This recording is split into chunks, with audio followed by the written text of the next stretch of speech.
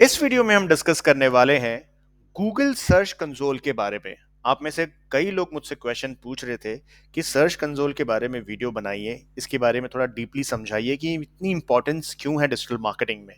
और कई बार आप लोग एनालिटिक्स यानी कि गूगल एनालिटिक्स से कंपेयर भी करते हैं गूगल सर्च कंसोल पे।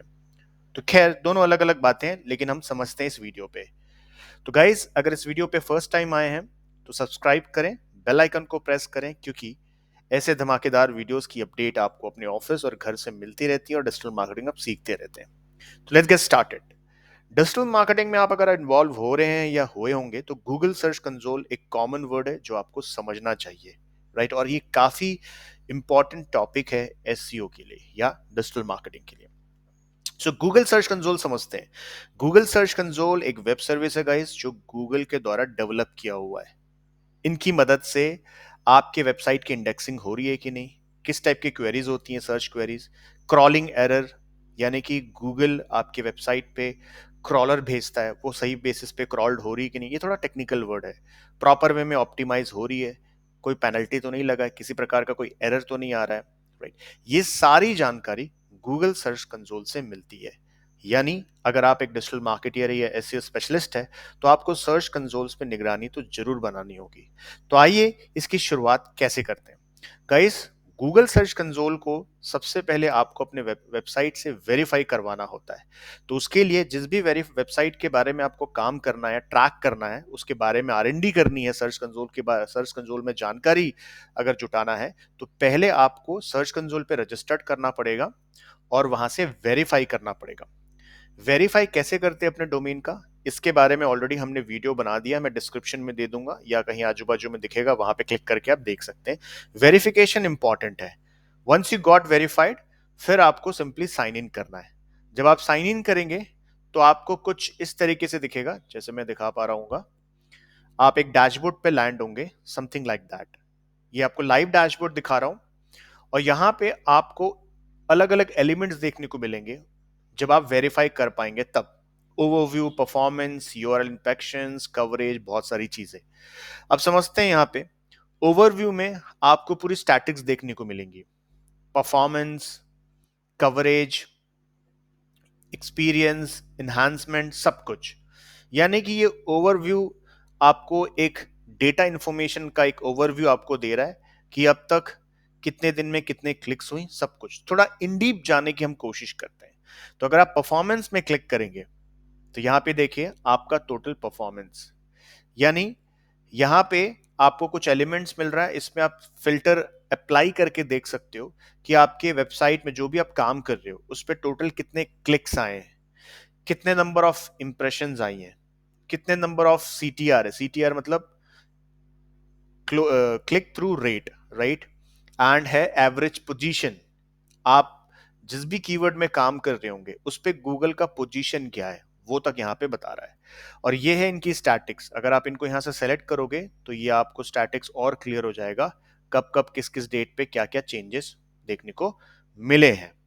जैसे 18 तारीख यानी कि 18 तारीख को हम देख पा रहे हैं कि 4 क्लिक्स आए, 806 इंप्रेशन है, 0.5%, 40.8 पोजीशन। अब वो कौन सी पोजीशन है वो आपका कीवर्ड है, कीवर्ड के बारे में भी जानकारी लेंगे।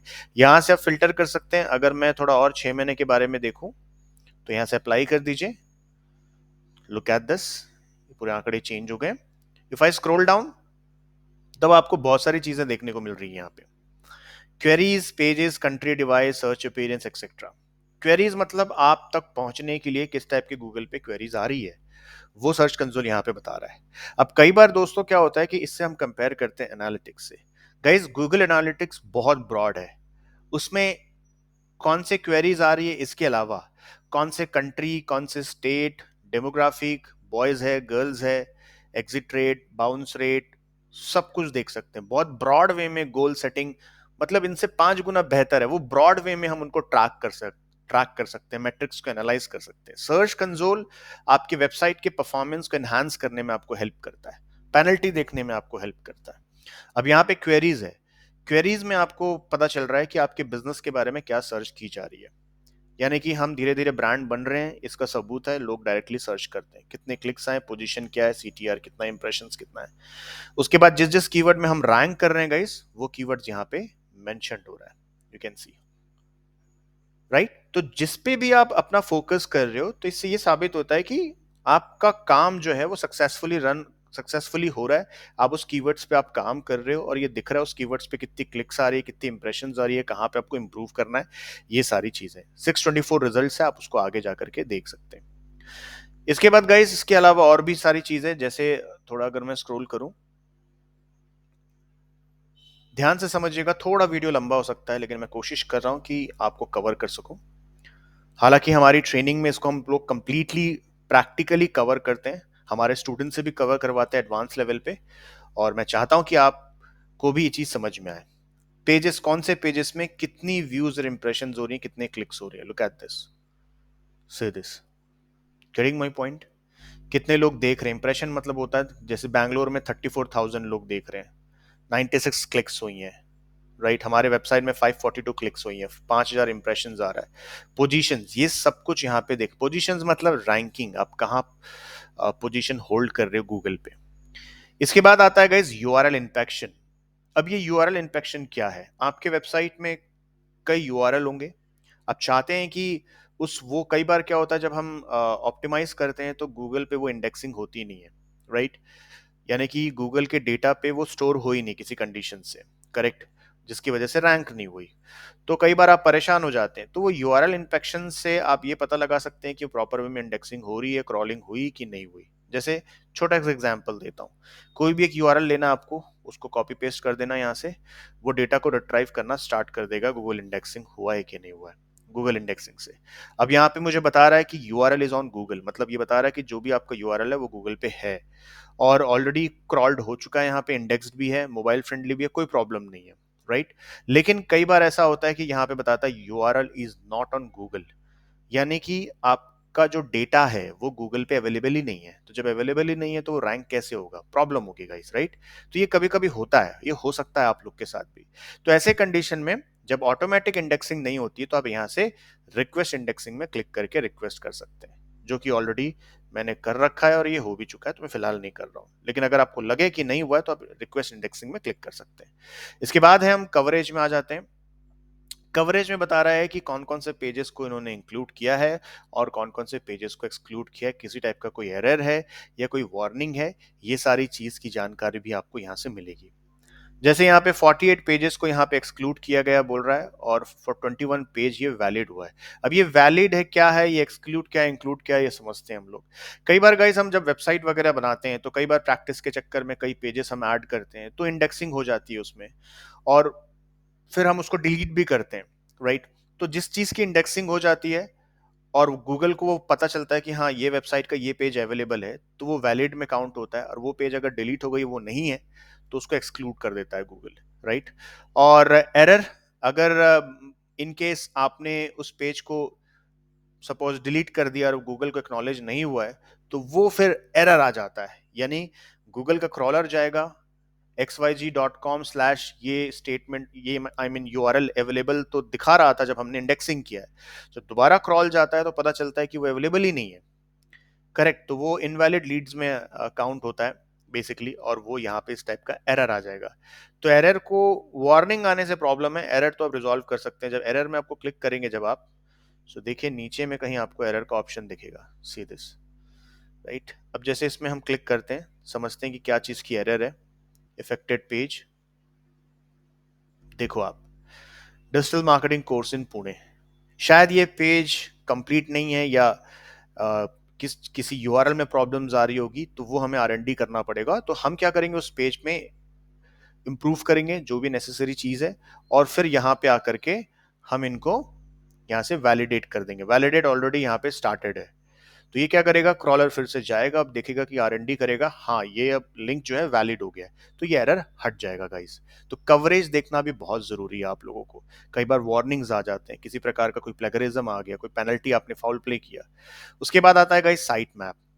साइट मैप गाइस एक एक्सएमएल फाइल है, जो आपकी वेबसाइट में जितना भी स्ट्रक्चर, जो भी आप यूआरएल, जो भी आप डेटा पे काम कर रहे हैं, आप वो चाहते हैं कि मैनुअली गूगल पे सबमिट करूं, और उसकी जानकारी अपनी वेबसाइट के बारे में, उसकी पूरी जानकारी मैं गूगल को दूं, ताकि वो आगे जाकर के इंडेक्सिंग हो और रैंकिंग के लिए प्रोसीड हो। तो साइट मैप भी उतना इंपॉर्टेंट है। हालांकि अब गूगल सर्च एसईओ के हिसाब से भी साइट मैप उतना इंपॉर्टेंट नहीं है। अगर आप इसको साइट मैप सबमिट नहीं भी करोगे तो भी गूगल जो है इंडेक्सिंग करता है। लेकिन साइट मैप के कुछ फायदे भी हैं। जैसे गाइस, फॉर एग्जांपल आप कुछ चीज चाहते हो कि मेरे वेबसाइट में या गूगल में मेरे वेबसाइट के जो पोस्ट है और पेज है वही इंडेक्सिंग हो, उसी के बारे में ही जानकारी चाहिए, ऑथर के बारे में मुझे जानकारी नहीं देनी है गूगल में, राइट? तो आप उसको स्किप कर सकते हैं। जैसे हमने सिर्फ पोस्ट और पेज, यानी कि जो जो इंपॉर्टेंट चीज है जो इंडेक्सिंग करवानी है वही हमने गूगल को जानकारी दी है, अदरवाइज और कुछ भी नहीं दिया है। करेक्ट? तो साइट मैप का ये रोल है। तो साइट मैप कैसे क्रिएट करना है इसके बारे में हम अगला वीडियो हम बना के भेज देंगे। बहुत आसान है बनाना, साइट मैप यूआरएल क्रिएट करके सबमिट करना। तो साइट मैप यहां से जनरेट होती है। फिर आता है गाइस रिमूवल।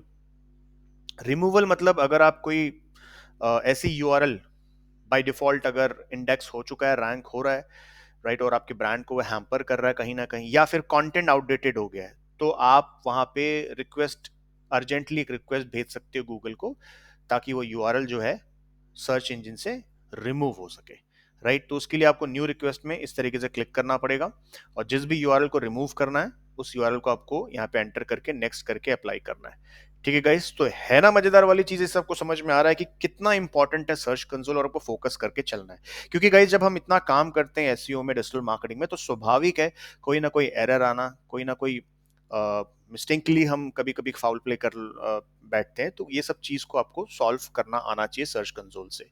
इसके बाद आता है आपका पेज एक्सपीरियंस। पेज एक्सपीरियंस मतलब, खैर अभी कोई इनफ डेटा नहीं है, तो आपका जो पेज एक्सपीरियंस है, कितने इनफ ट्रैफिक आ रहे हैं, उसका क्या एक्सपीरियंस है, यूजर एक्सपीरियंस क्या है, वो सारी चीजें यहाँ पे जानकारी देखने को मिलती है। उसके बाद कोर वेब वाइटल्स में आपको मोबाइल और डेस्कटॉप की स्पीड आप चेक कर सकते हैं कि मोबाइल में आपकी वेबसाइट की स्पीड क्या है, डेस्कटॉप से आपकी स्पीड क्या है, उसको इंप्रूव कर सकते हैं आप चेक करके। इसके बाद नीचे में अगर मैं थोड़ा स्क्रॉल करूं तो फिर मोबाइल यूजेबिलिटी। आप सबको पता है गाइस कि मोबाइल उतना इनफ इंपॉर्टेंट हो चुका है आज के जनरेशन में, क्योंकि 75% ट्रैफिक मोबाइल से आती है। तो मोबाइल फ्रेंडली वेबसाइट है कि नहीं, राइट? और मोबाइल इंडेक्सिंग भी उतना ही इंपॉर्टेंट है। तो जो भी आप काम करते हैं तो गूगल के हिसाब से सबसे पहले मोबाइल में इंडेक्सिंग होता है, फिर वेबसाइट में डेस्कटॉप वर्जन में इंडेक्सिंग इंडेक्सिंग होती है। तो अगर मोबाइल फ्रेंडली नहीं है, यूआरएल फ्रेंडली नहीं है, तो फिर प्रॉब्लम हो सकता है। तो आपको यहाँ एरर दिखेगा। फिलहाल अभी ऐसा कुछ नहीं है, लेकिन कुछ प्रॉब्लम्स यहाँ पे देखने को मिल रहे हैं। जैसे देखिए, text too small to read. तो क्या करना है मुझे इन सब एरर को प्रूव करने के लिए, इंप्रूव करने के लिए? तो आप अपनी वेबसाइट के पेज को फ्रेंडली बनाएं। टेक्स्ट अगर छोटा है तो उसको मोबाइल के हिसाब से फ्रेंडली बना करके यहां से वैलिडेट करवाएं और हटा दें, तो ये ऑटोमेटिकली रिमूव हो जाएगा। करेक्ट? तो ये छोटी छोटी चीजें हैं जो कि आपके एक्सपीरियंस को बेटर बना सकता है, राइट? इसके बाद है गाइस इन्हांसमेंट, जहां पे ब्रेड क्रम्ब और साइट सर्च बॉक्स के बारे में भी है। ब्रेड क्रम्ब आप जानते हैं, जैसे होम की स्लाइड कोर्स है, slide digital marketing course in Guwahati या बैंगलोर, इस तरीके की चीज आती है, वो ब्रेड क्रम्ब होता है, जो एक दूसरे के इंटरलिंक्स होते हैं और एक दूसरे को डिनोट करते हैं कि मैं इससे एक दूसरे से रिलेटेड हूँ, राइट? तो कई बार वो भी बहुत इंपॉर्टेंट होता है, तो वो वैलिड है कि नहीं, वो सब चीज़ की जानकारी भी आपको यहाँ पे मिलती है। अगर कहीं एरर है तो यहाँ पे एरर दिखाएगा। तो फिलहाल अभी हमारे पास कुछ भी ऐसा चीज़ अवेलेबल नहीं है, बिल्कुल सही जा रहा है। इसके बाद guys site link search box है। साइट लिंक सर्च बॉक्स अगर आप लोग नहीं जानते तो मैं बता देता हूँ। जैसे अगर मैं गूगल पे सर्च करता हूँ मिंत्रा, तो आप देखेंगे उसके नीचे में main shopping, women shopping, shopping for kids, इस टाइप के अलग अलग आपको कई साइट लिंक्स देखने को मिलते हैं। जैसे छोटा सा एग्जांपल दे देता हूँ। फॉर एग्जांपल मैं सर्च कर रहा हूँ मिंत्रा, ओके? तो किसकी बात कर रहा हूँ? लुक एट दिस, इनकी बात कर रहा हूँ। ये है साइट लिंक। ये कब बनता है?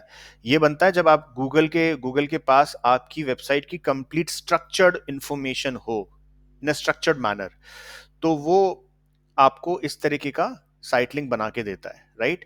तो अगर इसमें कहीं कुछ एरर है या किसी चीज को वैलिडेट करना है तो आप यहां से करते हो। तो फिलहाल अभी कोई ऐसा प्रॉब्लम नहीं है, कंप्लीटली वैलिड है हमारा। एंड आखिरी में हम पहुंच रहे हैं। इसके बाद आता है गाइस सिक्योरिटी, मैनुअल एक्शन, ये सारी चीजें और लिंक वगैरह। तो अगर कोई प्रॉब्लम्स हैं, सिक्योरिटी इश्यूज हैं, तो यहाँ पे आ जाएगा। फिलहाल कोई इश्यूज डिटेक्ट नहीं हुआ है। और गाइस गूगल आपको ईमेल के जरिए भी बता देगा कि आपके वेबसाइट में ये प्रॉब्लम आ रही है, राइट? तो ये सर्च इंजिन, सर्च कंसोल जो आपको हेल्प करता है। तो अगर आप एसईओ में इन्वॉल्व है तो बॉस आपको एवरी वीक इन पे देखना पड़ेगा। जो भी आप काम कर रहे हैं, ट्रैक कर रहे हैं, उसको प्रॉपर वे में ट्रैक करना, क्रॉलिंग सही से हो रही है, कौन कौन सी क्वेरीज पे क्लिक्स आ रहा है, सीटीआर क्या आ रहा है, एक एक चीज, किसी प्रकार का कोई एरर है, सब चीज यहाँ पे आप देख सकते हो। फिर आ जाता है लिंक्स एंड एक्स वाई जी। यहाँ पे आप देख सकते हो कि कौन कौन से लिंक से आप जुड़े हो, टॉप लिंक कौन कौन से, इंटरनल एक्सटर्नल लिंक्स। तो यहाँ पे आपको देखिए कहाँ कहाँ से आपको लिंक मिल रहे हैं, वो सारी जानकारी यहाँ से आपको मिल रही है। तो ये पूरा आपको अपॉर्चुनिटी दे रहा है कि आपके वेबसाइट एक्सपीरियंस को, आपके जो एसईओ आप जो फोकस कर रहे हो कि मेरा वेबसाइट रैंक हो जाए गूगल पे, राइट, किसी कीवर्ड पे मैं सही ढंग से काम करके रैंक करवाऊं, तो वो प्रॉपर वे में आप यहाँ से R&D कर सकते हैं और फोकस होकर के काम कर सकते हैं गाइस। तो होपफुली आपको समझ में आ रहा होगा सर्च कंसोल क्या है और कितना इंपॉर्टेंट है। अगर ये वीडियो अच्छा लगे तो लाइक जरूर कीजिएगा, नीडी लोगों को जरूर शेयर कीजिएगा जिनको गूगल सर्च कंसोल के बारे में जानना है, सीखना है, राइट। इसमें और सारी बातें जो हम लोग और भी कभी कवर करेंगे। होपफुली आपको सर्च कंसोल भी समझ में आ गया होगा। सो गाइस, मिलते हैं अगले वीडियोस पे। तब तक सीखते रहिए, सिखाते रहिए और हमें सुनते रहिए, देखते रहिए। Keep learning. Thank you and bye bye.